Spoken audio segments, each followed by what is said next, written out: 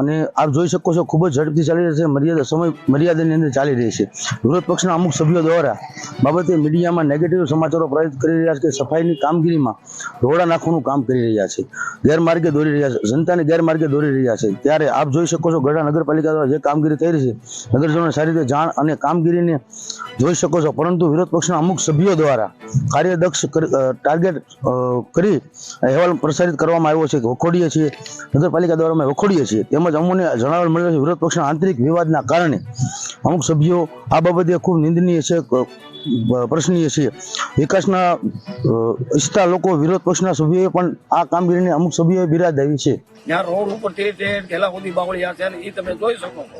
હવે રોડ ઉપર વરસાદનું ચોમાસું આવે એટલે રોડ પર એરું પડકા, બાળકોને આવવું જવું કેટલી મુશ્કેલી થઈ। તો આ બાવળિયા આવા મોટા 2-5 બિલ જો ચીફ ઓફિસર પૂરા કરી દેતા હોય તો એમને પોતે અંગત રસ લઈને અને તાત્કાલિક યુદ્ધના ધોરણે સાઈડ ઉપર જઈ અને 4-5 JCB રાખી અને આ કામગીરી ઘેરો સાફ કરવાની કામગીરી કરવી જરૂરી છે।